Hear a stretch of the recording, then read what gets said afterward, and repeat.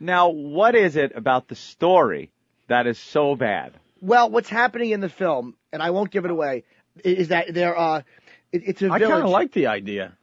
Yeah. That's What? We Part Company. I have no idea what it's about. It's people it's like an 1800s setting. Right. And they live in this little village, and they're walled off from the forest. They don't go into the forest, and the creatures, who apparently are acting coaches, don't come into their village. The creatures stay in the forest, and red is the bad color.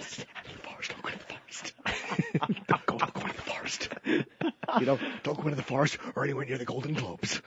So they stay in the village. And of course, you're going to have that overachiever that has to go in the forest. Of course. Yes. Okay. That's the bad part of the movie. So far, nothing bad. Yeah, but you As know somebody that knows nothing about this. But that's what I hate about Hollywood. You could, you watch these movies like, oh, let me guess, there's going to be an overachiever that has to push the limits of the village and has to go see what's out there. Well, because this is such an original concept, there is a council of elders, which was just such a conceptually brilliant thing for a film.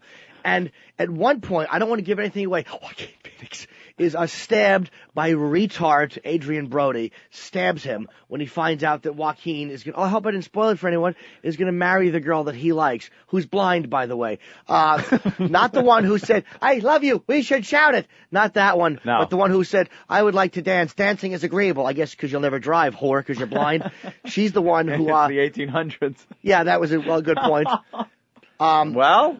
But it's not the 1800s, Anthony.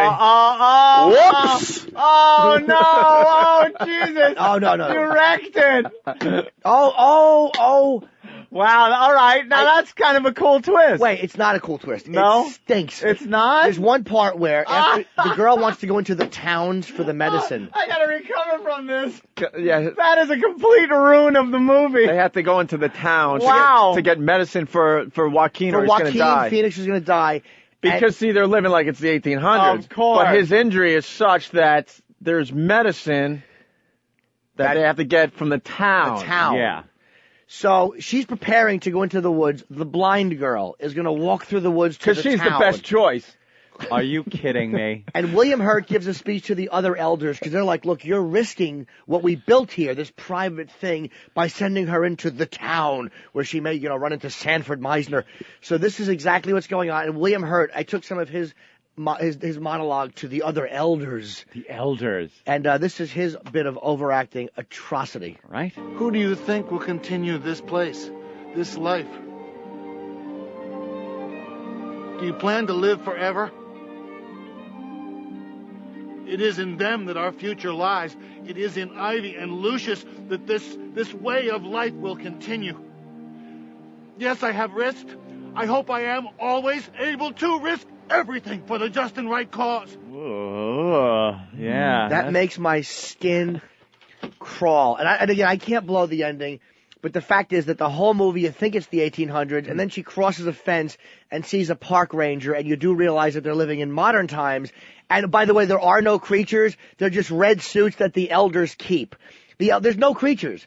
No creatures. The elders have these red creature suits. And every once in a while they throw them on just to scare. And go into the woods and come out of the woods. Sometimes they come into the actual village. Oh, yeah. Scare them a little bit just to keep them under control. The elders are Hence religion and fear in society, everybody. Yeah. Hence religion and fear in society. He had a message. It certainly wasn't good film writing. Hey, do the elders know about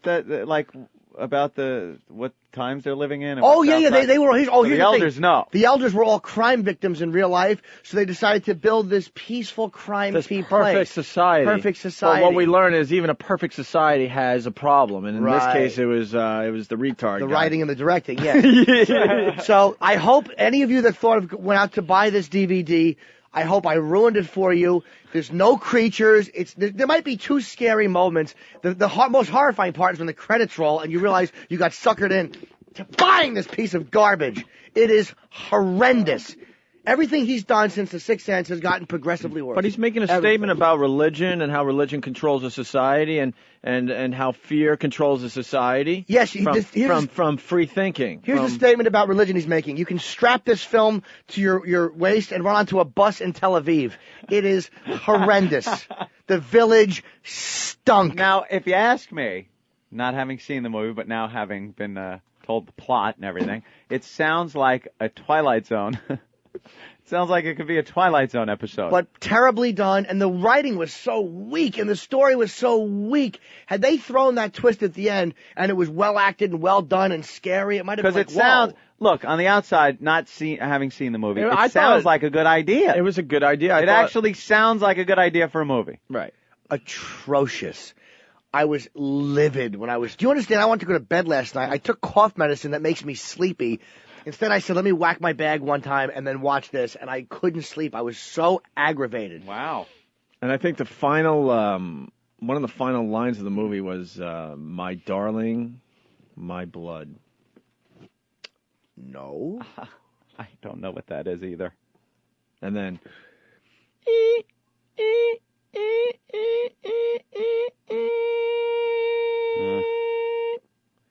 no? No. Wrong film. I don't know. I'm sorry. That's the end of another film. I really hope that somebody out there was planning on buying this DVD and it's ruined for Really you. fast, because a couple people want to defend the movie. Oh, yeah? Jimmy. Eric from Nebraska. Eric? Of course. Hey, how's it going, guys? What's up, Nebraska? Well, I've been listening to your show since October. Love the show, but... I hate the show myself, but thank you.